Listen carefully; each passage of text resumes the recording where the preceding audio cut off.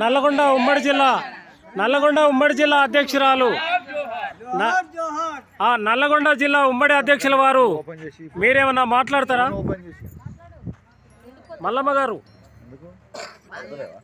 నల్లగొండ జిల్లా భువనగిరి యాదాద్రి మాది ఒలిగొండ మండలం.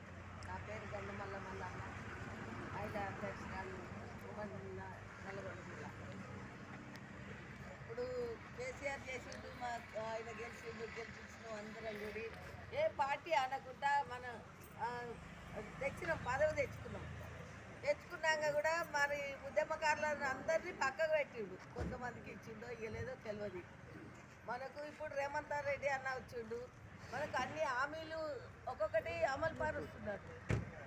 మళ్ళీ మనకు కుటుంబ కార్డు ఇవ్వాలి, 250 గజాల భూమి ఇవ్వాలి, హాస్పిటల్ది